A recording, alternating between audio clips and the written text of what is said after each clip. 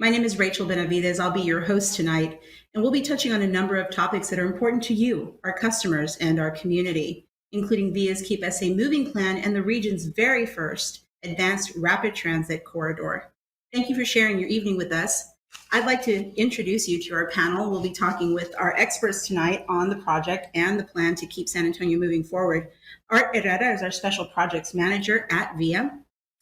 Tom Marks, our Chief Government and External Relations Officer, and welcome to Julio Ramos, a professional engineer with WSP and a partner on the Keep SA Moving project. Before we get started, I'd like to speak directly to our audience this evening, and thank you for joining us again. This event and others gives us a chance to speak directly with you, the community that we serve, and answer as many of your questions as possible. For our phone participants, we'd like to invite you to watch the live stream by visiting keepsamoving.com. That's keepsamoving.com. You click on the events tab at the top of the page and you'll find the streaming player there. To ask your questions live, please just stay on the phone. For our attendees participating on the web, you can submit your questions in the chat box below the streaming player. And if you're watching us live on Facebook, feel free to submit your questions in the comment section for our Facebook moderator. We'll answer your questions in the chat and share some questions with our panel. Again, this is an interactive forum. We're here to hear from you, and we'll be taking as many questions from participants as possible live on this event. If you have a question, you can press *3 on your phone, keypad at any time, and you'll be placed in line to speak with a member of our staff. After that, the next time you hear your name, you'll be live on the call, and you'll be able to ask your questions directly from the experts on our panel. Y para los participantes de la convocatoria, que prefieren escuchar en español, bienvenidos. Por favor, oprime la estrella y 0 para escuchar en español. De nuevo, para los participantes de la convocatoria que prefieren escuchar en español, bienvenidos. Favor de oprimir la estrella con 0 para escuchar en español. Now that we got the housekeeping out of the way, let's start the conversation, guys. I want to start with Art. For those on the line who may not be familiar with the Keep SA Moving project, can you give us a little bit of an overview and background? Sure. The Keep San Antonio Moving project is a culmination of years of planning and a lot of community involvement. And to sum up what it means to the community, it means addressing some concerns that we've heard from folks regarding frequency of bus service, how reliable transportation can be for them, and how accessible it is for each individual, and how they can commute and get to the places they need to go throughout the community. And so there are 3 main pillars to the Keep San Antonio Moving plan to help address some of those issues that they pointed out. The first is what we call Better Bus, and that's essentially what it means. Our fixed route services that we're providing today to the community, we want to find ways to enhance those services, make it more frequent, make it more reliable. And so the Keep San Antonio Moving plan is identifying ways for us to make that investment to provide better bus service. The second is through innovative technology as well as innovative transit service. So we have a VIA Link program, which is a transit on demand program, whereby folks can use their phones or call into an operator to reserve a ride. And a 7-passenger van would come and pick them up within a zone and be able to provide access to anywhere within that zone, almost door to door. Or if they'd like, they'd have an opportunity to transfer into our fixed route network. So that's innovative services, and we're trying to find ways to increase that transit option to folks. The third, though, which I think we're going to be spending a lot of time on this evening, is advanced rapid transit. And that's finding ways for us to enhance major transportation corridors. Specifically in this instance, it's with the North-South corridor operating on San Pedro, St. Mary's through downtown, and then finally Roosevelt on the southern portion of the route. And essentially what that means is it's making a huge investment into the infrastructure to improve the transportation access to pedestrians, those that are riding the bus, as well as provide additional safety to those that are driving along the corridor. And we'll be spending a lot more time talking about the benefits of advanced rapid transit, what that means to the community. But overall, that's what the Keep San Antonio Moving plan is focusing on. Fantastic. Thanks for that overview, Art. Tell me, has the community had a chance to have their input in Keep San Antonio Moving in the way that it's structured, the way that you've described it? Talk about how the community had a hand in that. Sure. As I mentioned when I first opened up, this is based on years of planning and community outreach. And this goes back to as far back as 2016, when we were going out into the community and essentially asking them, what is it that you're looking for from a transportation network? Not necessarily just bus, but from a transportation network. And as I mentioned, they want more access to be able to get to where they want and have the reliability as well as the freedom to be able to move about so they can access the places of employment, school, or just get to the local services or grocery stores. And so the information and feedback that we heard back was, well, I do want to see more frequent bus routes. I do want to see a service that can be very reliable, regardless of what's happening with the traffic, with personally owned vehicles. And they also want to see other ways to be able to more easily use the service. So it's us, and since 2016, we've upgraded or updated the way we are able to pay for the tickets to be able to board the bus. You can now purchase your tickets and your fare media on your phones. And we're trying to find ways that we can make it more accessible to those. We're doing some innovative practices with Nevolens, so that those that are that have visual impairments are more easily able to access our services. And so it's, again, years of just feedback and it's given us an opportunity to better shape the Keep San Antonio Moving plan over the years. And altogether, the plan is designed to move more people faster and farther. And that's a really great way to sort of put an umbrella over the project and a lot of the plans that are included in there. Now, you did miss out one important thing, Wow. something exciting that happened in 2020, which is that the Keep SA Moving plan went to the voters. And overwhelmingly, the voters in San Antonio said yes.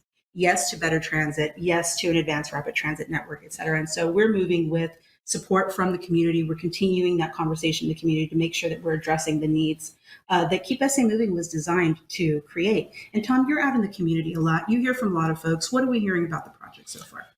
Yeah, I mean, there's a lot of support coming from a lot of different places. I mean, after the vote in 2020, all of last year was dedicated towards really pushing the information out to the community, but directly in that north-south corridor on San Pedro. So, I mean, there's been over 12 HOA meetings or neighborhood association meetings, 8 public hearings. Those combined, over 500, more than 500 folks came out to those events. We visited, 180 businesses plus along that corridor, directly talking to over 475 members or employees at those individual businesses. And then, of course, Tele-Town Halls like this. And this is rolling into this year. We're going to, just continue and ramp up our efforts. I mean, we want to double business outreach. We want to, anytime anybody invites us to a room with a card table and 3 residents, we're going to be there. So And it's donuts and coffee, right? yeah, exactly. I mean, but an even further step at 7067 San Pedro, we're going to be opening up a project office. So anybody who has questions about that, you can come to the grand opening in February, but that's going to be fully staffed and operational 5 days a week, and anybody can stop in and ask any questions. That's fantastic. And that's new for VIA and for this project. It's something that's coming up we're really excited about. And we can't wait to see the folks who come to visit to learn more about the project. But right now, this is a really great opportunity for all of the folks that you mentioned, people in businesses that are along the corridor, people who live along the corridor, and just everyone who uses the corridor to make sure that if you have a question for Tom or for any of our experts on the panel here, that you use this opportunity to call in. And I'm going to remind you how to do that. If you do have a question, you can press *3 on your phone keypad at any time, and you'll be placed in line to speak with a member of our staff. After that, the next time you hear your name, you'll be live on the call, and you'll be able to ask your questions directly. So right now, that project office that you mentioned, Tom, is along the north-south corridor for advanced rapid transit. And I mentioned in my introduction that the Advanced Rapid Transit North-South Corridor is the first for our region. That's really exciting. I wanted to ask Julio, tell us a little bit more about the ART line. Where does it start? Where does it go to? What's special or different about it? Thank you. Reliability and frequency. That's what's really special about it. The project starts at the International Airport, travels down ISOM. It goes down San Pedro at 410. It connects to North Star Mall. Goes down, travels south towards downtown on San Pedro. Like I mentioned earlier, Right. There's a north-south one-way pair of St. Mary's and Navarro. It travels through downtown on transit lanes and on BAT lanes, on business access transit lanes. And it connects with Roosevelt, south of St. Mary, and it continues down to Steve's. There is connectivity south to Brook City Base, and there will also be connectivity from the International Airport north to the Stone Oak facility North San Antonio. And Brooks in the south. Brook City Brooks Base in in the southeast. south. Those are some really major employment and residential areas. Part of the design for this, was it important to connect those areas? It's important to connect those areas with public transit? Absolutely. The community in that area wants reliable, frequent service, and the Advanced Rapid Transit Program provides that. We also have accessible stations. You have the ability to purchase your tickets prior to loading the bus to make the loading faster. Additionally, there's also level boarding. The ART vehicle will come to the station at the same level as the individuals that are waiting on the platform. They'll be able to easily walk onto the bus or roll onto the bus if necessary. Those are some really, really great features. Thank you guys for summing that up for us, setting us up for a great conversation about that project and where we are in the milestones that are coming. I want to take a question that's online from Eric. Eric asks, what is the cost, quality, and service level for Via Link versus outsourcing service or providing stipends for people to use shared ride service? And this is Via Link. This is via shared ride service on demand. We have 3 zones open right now. Ridership is really growing. People are using this service. There may be some folks on the call who are familiar with Via Link. If you're not, you can learn more about it at viainfo.net/link. And it's also part of our Keep SA Moving project. Art, do you have information for Eric about how the cost benefits? I understand that it's at a savings to Via, and this is a really great part for those of you in the Via Link zones. To use Via Link is the same cost and discounts as bus service. I think what's most important is the quality of service. When we're hearing back, getting the feedback from our customers, what we're hearing is we love the fact that we are waiting anywhere from 7 to 15 minutes on average for a vehicle to get to us, and we're all able to do it for $1.30. It's for the exact same fare that we charge for regular service right now. And typically in these zones where Via Link is providing service, it's replacing fixed route service that was operating every hour. And so if you can imagine having to wait for a bus every hour compared to now 7 to 15 minutes for a 7-passenger van Right. for the same cost, that's really the takeaway here is the quality of service that we're providing our customers. And as you mentioned, for either the same or less operating costs. So really. And to all the students out there who have Via Link in your campus area, I believe all of the colleges and universities are now participating in students. A lot of the faculty and staff at these colleges and universities ride Via services free, and that includes Via Link. So again, I'd encourage everyone to go to viainfo.net/link or go to keepsamoving.com to learn more about these really great projects and benefits. So Eric, thank you again for your question. Let's get back to the ART project, which I think is right now the largest undertaking for Via under our Keep SA Moving plan and project. And Julio, you were talking about where the lines go, what they're connecting, right? Very large residential and employment centers by design to bring reliability and frequency to this area.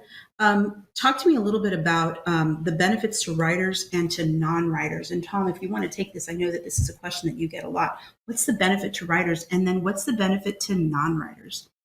Or future riders, right? Exactly.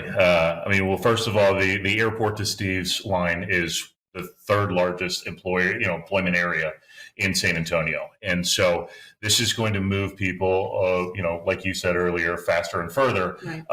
And it's, business after business. It didn't matter if it was North Star Mall or if it was a mom and pop shop.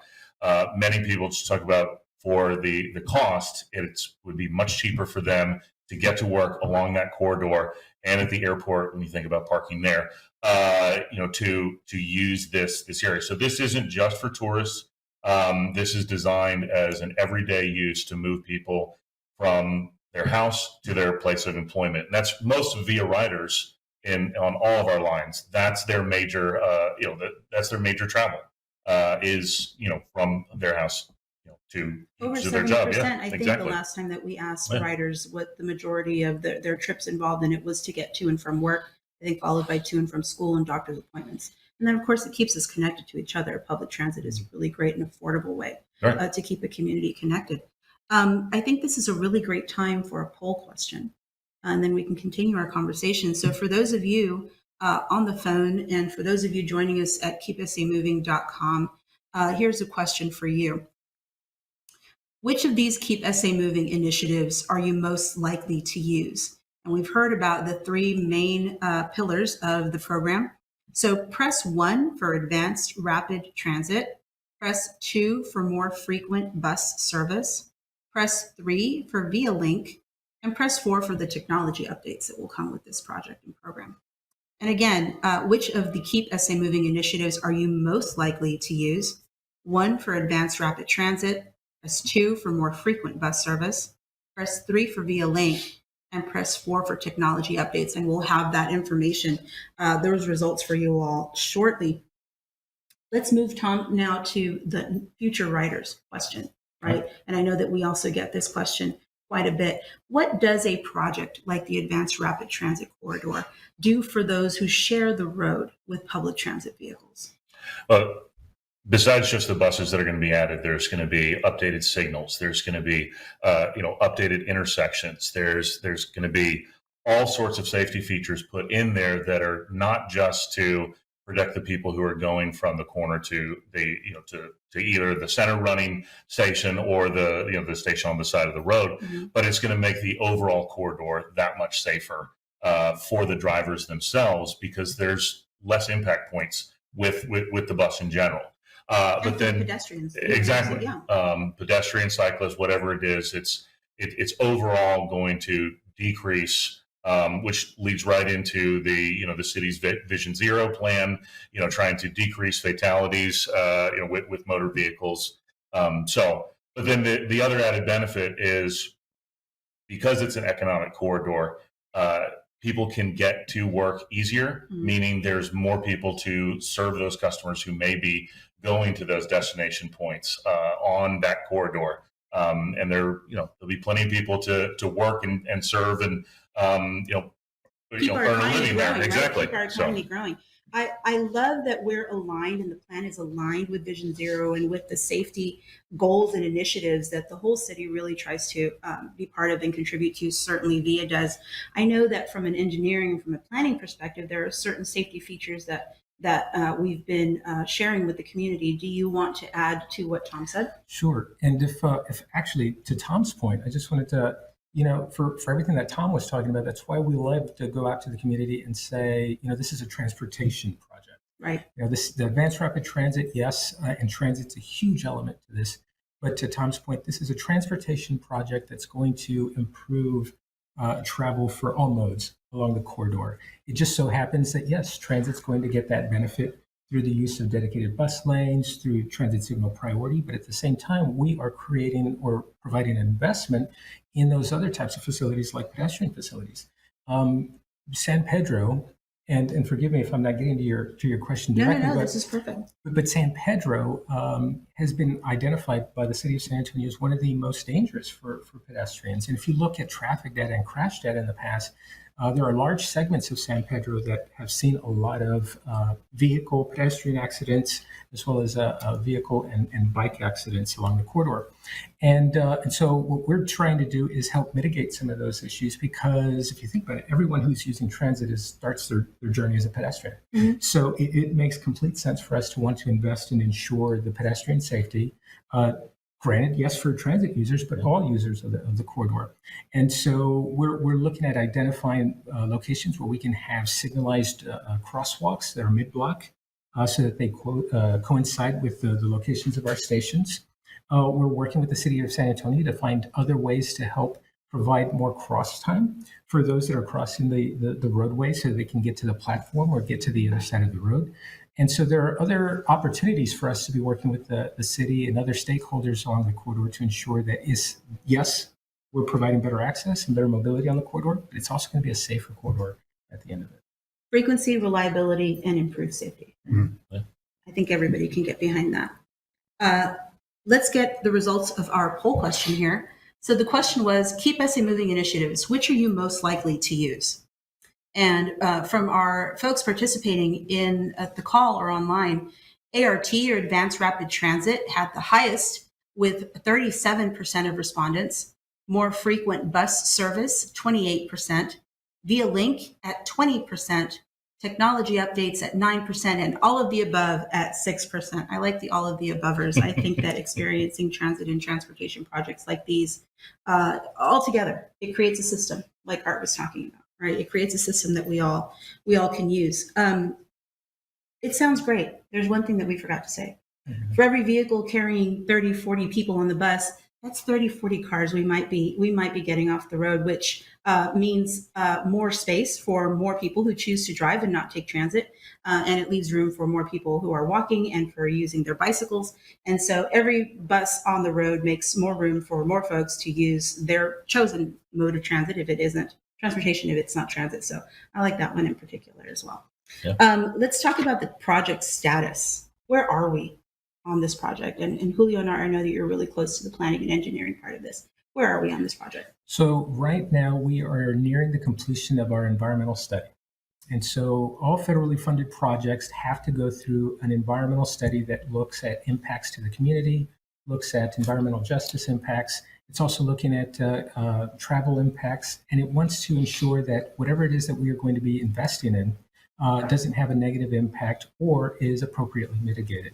So we're nearing the end portion of the environmental study. The next step from here is should the Federal Transit Administration concur with the environmental study, our next step is to enter in what's called engineering or final design. Mm-hmm. Essentially, this is where we would complete the design of the investment and the infrastructure improvements along the entire corridor. And our hope is to have the project go through and get a full funding grant agreement from the Transit Administration so that we can start construction somewhere in the 2025 timeframe. So right now, though, to get back to your question, yes, ending or trying to complete the environmental study portion and our preliminary engineering of the project. Fantastic. I think that that's a great spot to be in.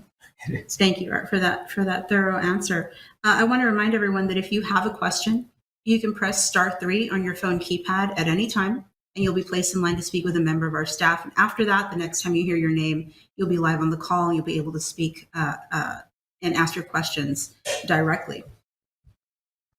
We have another question from the live stream. Let's take a question from Johnny. How is ART different from what BRT or our Primo line was introduced 10 years ago? And how will Primo be upgraded to an advanced rapid transit line? And so, Art, you seem to be getting hit here with a lot of these really great questions. Can you tell us how ART is different from the Primo service? So that's a great segue for us, though, Johnny, because something that we failed, my fault, I apologize, to mention let's talk about BRT and some of the design elements that make Advanced Rapid Transit, the Advanced Rapid Transit project that we're talking about. So directly to your question first, Primo, it's a great project. It's very successful. Primo's operating very much like a regular fixed route bus service with a couple of exceptions. One, it has fewer stops and it's utilizing transit signal priority.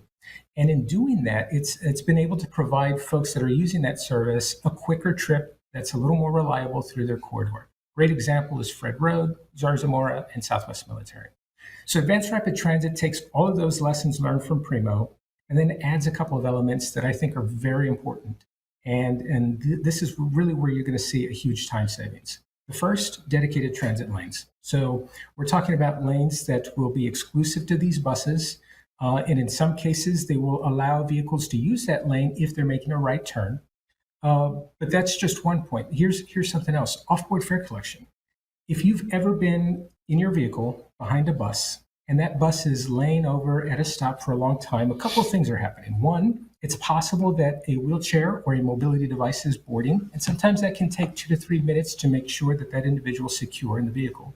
The other thing, though, and more likely, is that folks are waiting to the very end to pay their fare. And so they wait to board the bus to look for the $1.30 so they can pay their fare. And if you end up with 5 or 6 individuals that are all doing that, yes, there's going to be some delay. So imagine, though, if you're able to make that transaction off the bus, you're doing it on the platform, And then when the bus arrives, you have the ability to enter any of the doors available rather than having to go and wait in line at the front with the operator. And that's going to save a huge amount of time. The other thing, which is going to make it more accessible, as Julio pointed out, is level boarding. So if you can imagine the height of the bus being at the same level as the height of the platform, this will allow those in mobility devices, and even those that are elderly or have some type of disability, a better way to enter the bus that's a lot more easy for them. So that's kind of like those highlights. So we're talking level boarding, off-board fare collection, and those dedicated transit lanes. Excellent. Julio, from an engineer's perspective, did we miss anything in terms of how ART and a line like Primo, which is typically BRT, differ? I think Art responded to the question perfectly. What I would add is that we gain the reliability through the transit lanes. By having a dedicated transit lane, we can almost guarantee the reliability. The ART vehicle will have its own lane. It can travel at its speed. It could get to the station. It could quickly and safely load passengers, off-board passengers, and keep moving. And that's really what makes this project different for VIA and rapid transit lines, bus rapid transit, advanced rapid transit lines in a lot of U.S. major cities. That's really what distinguishes it, is the dedicated lane. It allows for better frequency and reliability. It incorporates some of the safety features that we talked about. Some of the easier level boarding, off-board fare collections, and things are made possible because it's designed, at least large parts of this corridor are designed to have a dedicated lane. There's something else a dedicated lane allows for, Tom, and that's a different source of funding that San Antonio has not had access to in its history, really, of transportation. Can you talk to us a little bit about how this project will be funded and how dedicated lanes are a factor in that? Yeah, so I mean, obviously, a portion of the funding came from the ballot measure in 2020, Right. And we used that to leverage federal dollars. So we were included in the president's budget and in the omnibus bill that recently passed in December. So it is a fully funded project now, but being able to get those because we were doing this more advanced type system is it's a first of its kind in San Antonio, and it's really going to change transit. Fantastic. That's really great information. It's good to know that we're getting that federal support and we're able to bring it because of the way that the project is designed. What happens next from here, guys? What happens next in terms of the project development? Tom, community input will continue. Engineering and planning will continue. What's the next big milestone, do you think, for the project? Well, for me, I would say that the next huge milestone for us is getting to the next phase of the Federal Transit Administration's program. It's called engineering, but it's essentially the final design phase. And then after that, as I mentioned, what we're looking at is if we want to start construction in 2025 so that we can open in 2027, the next huge step for us is to procure the construction manager at risk. This firm would be the folks that would help assist us through final design and then through construction of the project. And those are huge milestones for us. And that's the process that we're in right now. Correct. Absolutely. And the next big thing, I think, Tom, you mentioned, we want to remind everybody, 7067 Sun Feather Avenue. We're going to be opening early next month to the community to come in, participate in presentations, continue to give us their feedback, and learn more about the project as it grows. Let's ask another poll question now. On that note, once it begins operating, would you use advanced rapid transit if the nearest stop was within a mile of your home or workplace? And again, once it begins operating, and we've heard all of the really great things and the plans that are in the making for delivering this project to the San Antonio region, would you use advanced rapid transit if the nearest stop was within a mile of your home or workplace? Press 1 for yes, press 2 for no, press 3 for maybe, and I'm excited to see those results.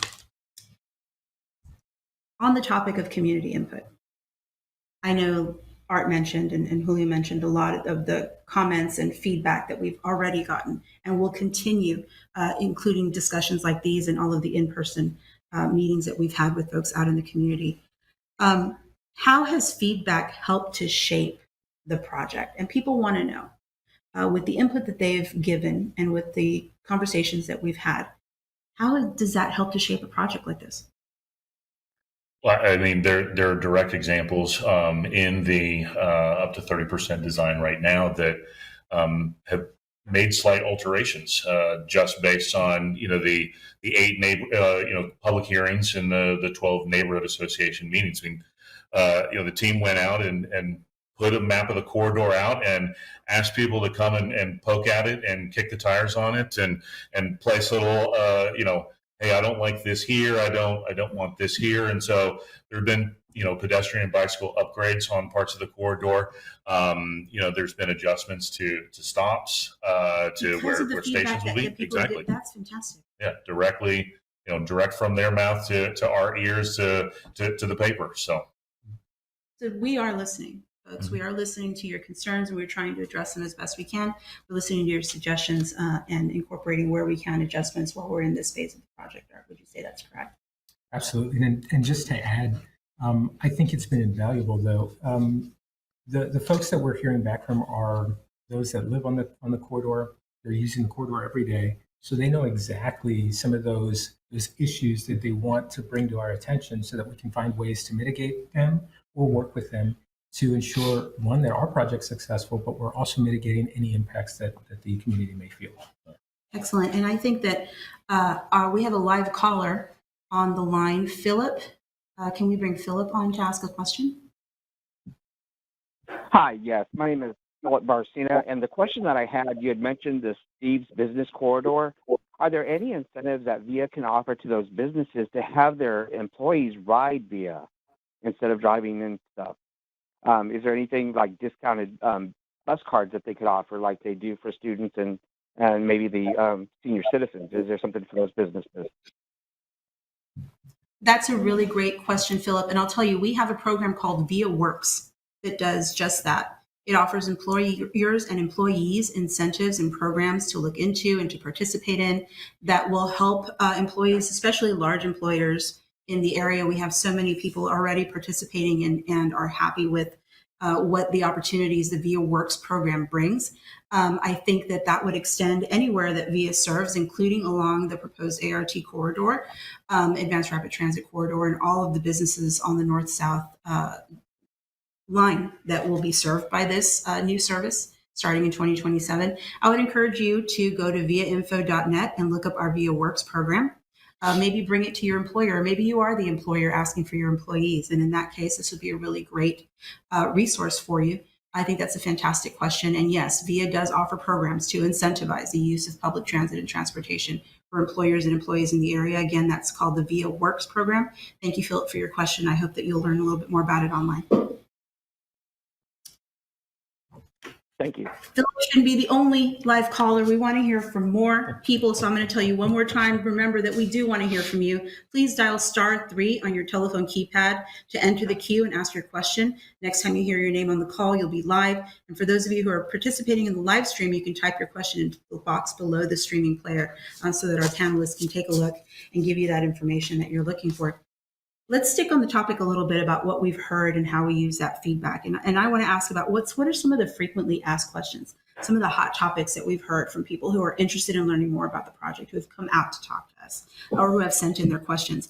I understand that there have been some questions about how the lanes will be used or how the land along the corridor will be used. So I'll open it up to the panel, whoever would like to go first, talk a little bit about that. I know that Tom and Art and Julio, you've all participated in our public meetings. You've talked to a lot of people and about their questions in these areas. So how will the lane use be, what's the plan for lane use and land use also along the corridor? Sure. One of some of the questions that we fielded when we had our public meetings is the community gave us great feedback on sidewalk conditions. They gave us great feedback on lighting at night. They gave us great feedback about questions on how can they ride their bicycle, or is there going to be bicycle parking available through the ART program so they can ride their bike to the station, get on the ART vehicle and go to work, go to school. Mm-hmm. So we took that input. We identified the sidewalk gaps. We identified the lighting gaps. We looked at providing bicycle parking along with stations at appropriate locations and made modifications to the locations of the stations themselves so that it could better serve the community. Mm-hmm.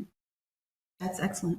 Excellent. Art, do you have anything to add there? So I would actually, so some of the questions that I've heard, there are often times folks just need clarity, right? They just want to know, this is what I'm hearing. Can you just clarify what I'm Absolutely. hearing? Mhm. And some of those things that they've come to me about are regarding lane assignments. So specifically roadway. How exactly is the lane going to operate, or the bus lane going to operate within the street? Because I'm hearing that you are going to be widening the curbs, and you're going to go out and you're just widening the entire corridor. And so I just, what I always tell folks is no, and sometimes it is difficult to imagine, but essentially for the most part of the entire corridor, we're staying within the existing curb widths. So where the curbs are, and a great example is from the San Antonio College North to Hildebrand, for example, right? We're going through an historic neighborhood, which is Monte Vista. And as you can imagine, the curb widths, it's pretty tight. And so what we did, working with our engineers, was finding a way that we can still utilize a certain type of bus lane while ensuring that we aren't impacting property owners along the corridor. And so what we're doing along that segment of corridor is we will be operating what are called business access transit lanes. And so I'll tell folks, essentially what that means is if you've ever been downtown, you've seen these diamond lanes downtown where Right. buses primarily operate. And in addition to buses, we also allow regular vehicles to use that lane to make a right-hand turn into a business, a neighborhood, a side street.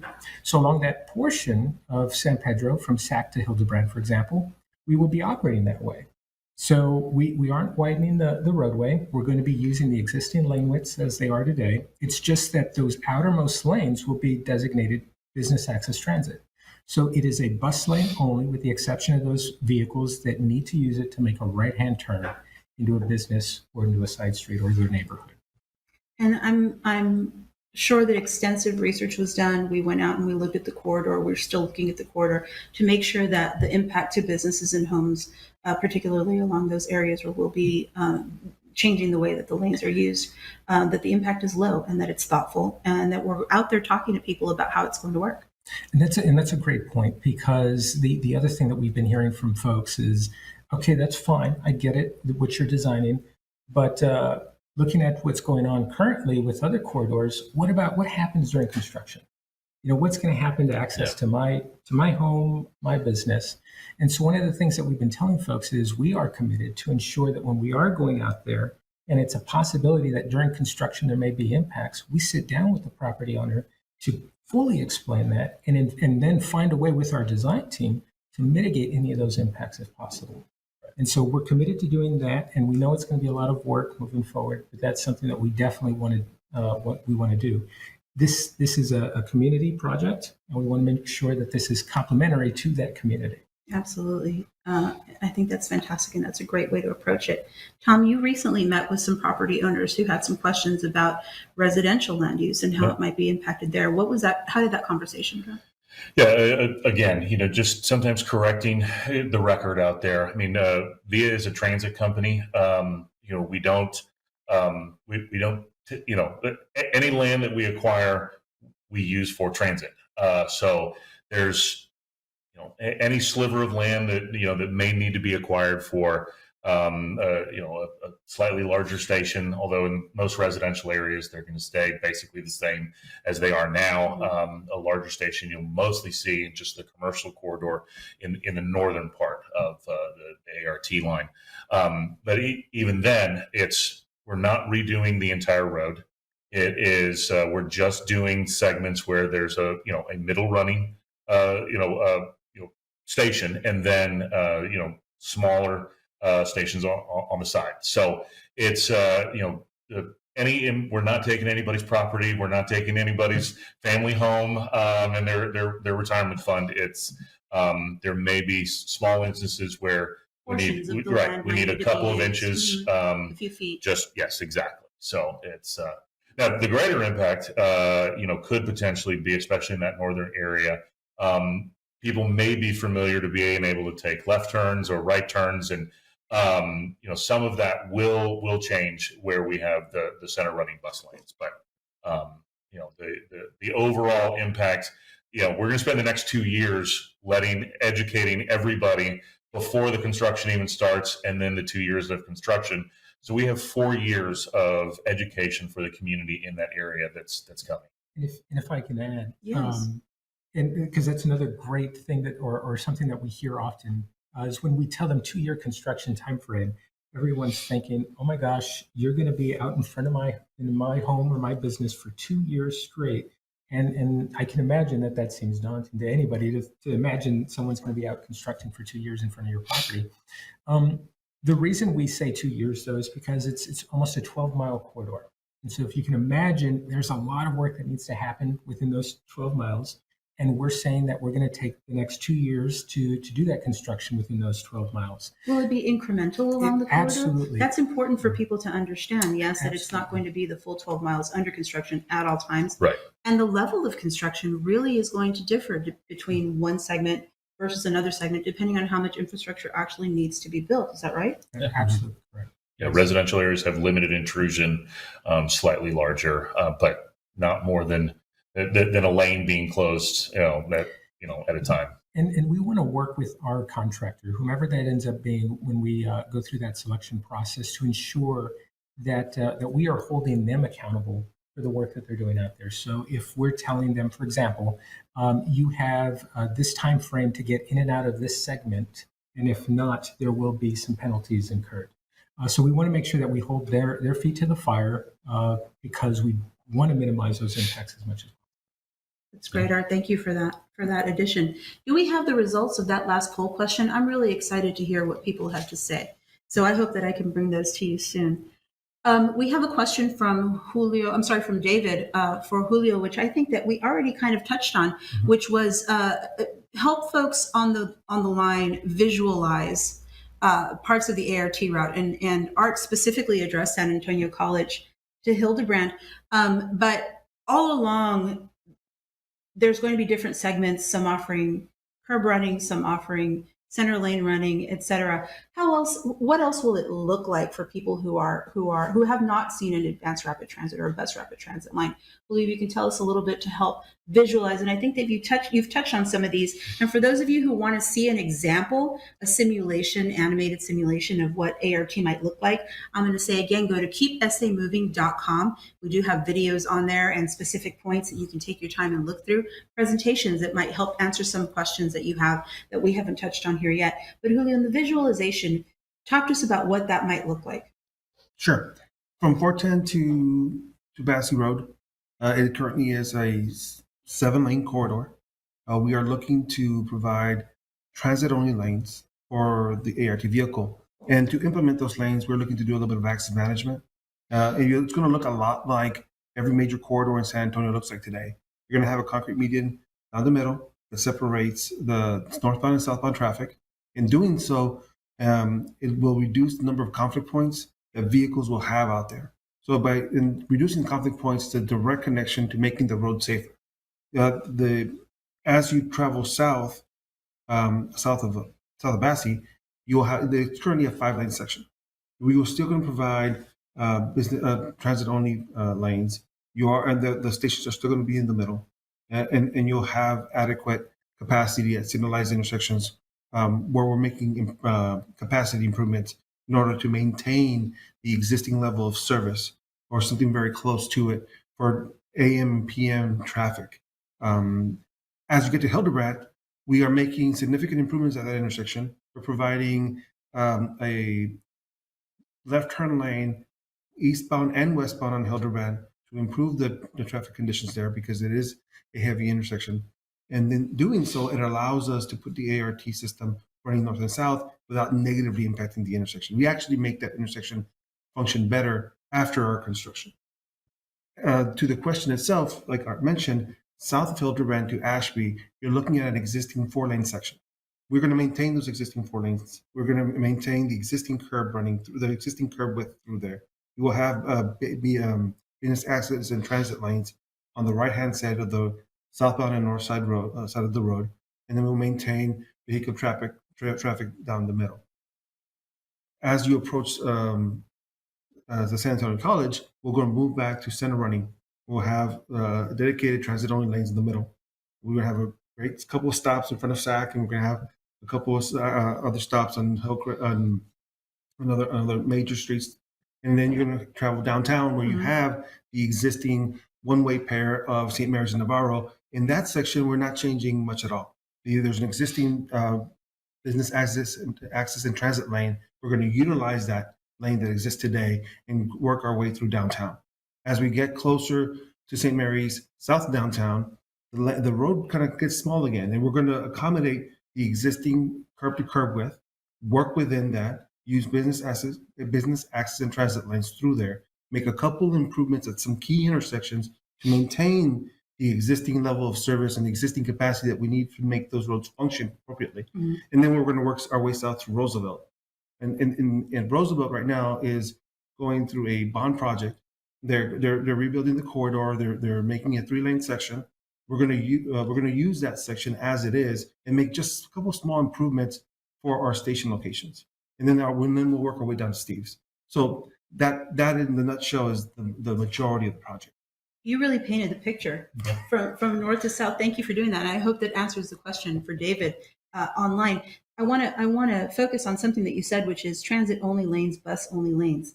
Those are new to some of the corridor, but not to San Antonio. Correct. Where else can we see bus only, transit only lanes functioning? And probably for a long time, decades.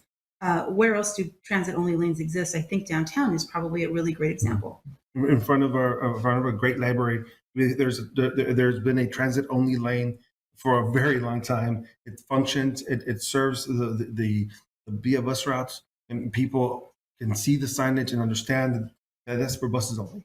And in downtown, you have your business access transit lanes, and those function, and people use them to make right turns into developments, into businesses, into hotels, and then to exit them and then enter regular traffic lanes. They're still accessible by other vehicles in the corridor. So when we talk about adding transit only lanes to the north-south corridor in the way that it's being planned, it's not something that we're introducing for the first time to San Antonio, but maybe along the corridor. But folks might be able to visualize, to use the online question, to visualize how those lanes work if they've ever driven downtown or in some of these other areas that these transit only or BAT lanes have already existed. So thank you for that clarification, Julio. Let's see those poll results. I think yes is going to be the big winner here. Oh, yay. Okay. So the question was, how likely are you, or once it begins operating, would you use advanced rapid transit if the nearest stop was within a 15-mile walk from your home or workplace? 50% of the folks online said yes. I think you could have mentioned that you're talking about a 10-minute or a 12-minute headway, the reliability and the frequency. And for those folks who don't hear headway all the time, what does that mean? There's going to be a bus at that station every 10 to 12 minutes. 10 to 12 minutes. We learned a new word today, folks. Headway. That means how often the bus comes around your way. So it's already designed to be every 15 or so minutes. And if I could have those results back again, that would be great. So 50% said yes. Who said no? Let's see. What are those numbers? 25% said no. And we're going to work real hard to change y'all's mind. And then 25% said maybe. So I thank everyone who participated in that poll question. I like that 50% yes. What do you guys think? Well, I love it. They just cut my job in half. 50% already going to use it, right? That's right. That's right. We do still have time for your calls. If you'd like to make a call and ask a question live, please dial *3 on your telephone keypad. We have one more poll question, and I think we'll go to that, give people some time to formulate their questions and call in if they'd like to.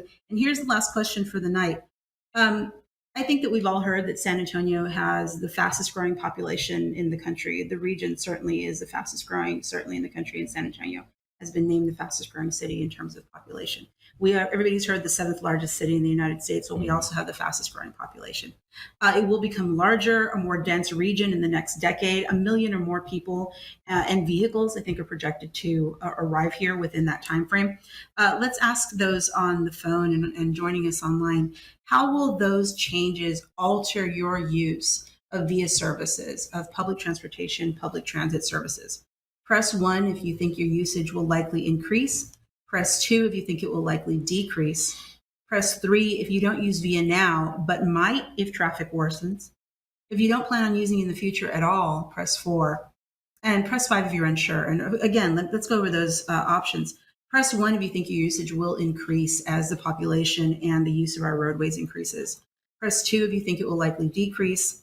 3 if you don't use it now but might if traffic worsens. 4 if you don't plan on using VIA in the future at all, even if traffic worsens. And press 5 if you're unsure.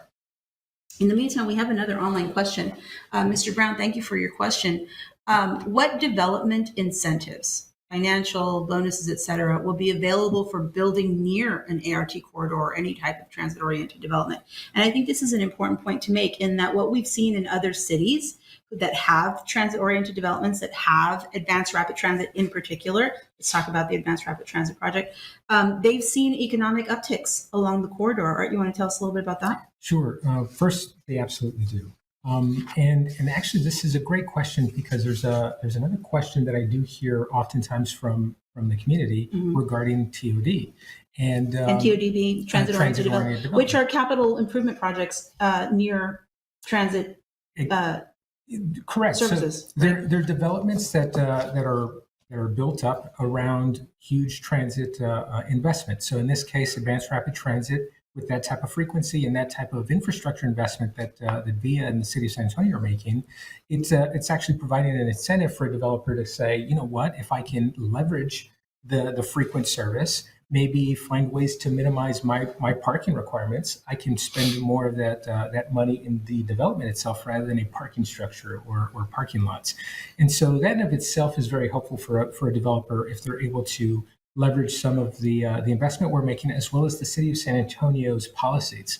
Because oftentimes folks are thinking that VIA is somehow responsible for land use along the corridor, and that's not the case. We are great partners with the city of San Antonio, and the city of San Antonio will maintain the jurisdiction for the developments that occur along the corridor. VIA is providing access to those potential investments and providing access to the existing community. And so I just wanted to make that distinction so that folks aren't thinking that, well, VIA is now responsible for helping get transit-oriented development. What we're bringing to the table is great transit, and that's what we're bringing in transit-oriented development, the transit. Yeah, that's a great point, Art, because I mean, we're a secondhand incentive. We don't offer money or provide zoning or anything like that for a private developer to do anything.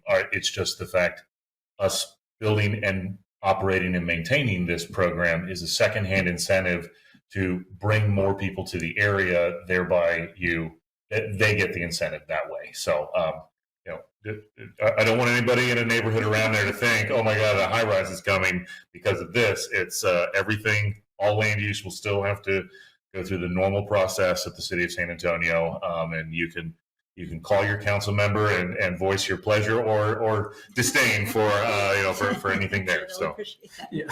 Well, the city's great partners, and Tom and Art are right.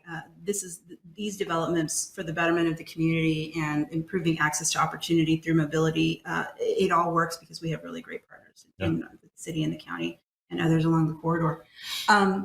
Let's get to those responses, because I think this is going to be pretty interesting. We talked about the population and the density, particularly on the roadways, growing in San Antonio and the region over the next decade. And we asked the folks online and on the call, are they more likely to use VIA once it happens, less likely, not at all? And here's the responses. I'm really encouraged by this. 68% said that the usage of VIA services will likely increase over the next decade. Nobody said it will likely decrease, which is good. Folks who don't use VIA now but would consider using it in the future, we had 14% say that was their option. 18% said they don't plan on using it even if traffic worsens. Nobody was unsure. And so we appreciate everyone who's participating online and on the call for answering those questions there.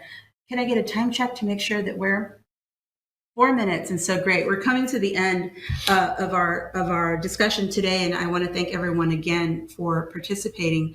Some really great feedback about how we're using the communication with the community, those conversations with the community, how we're going to keep them going. I want to encourage everyone again to go to keepsamoving.com. You can learn about when the next event is happening, whether it's an online event, an in-person event.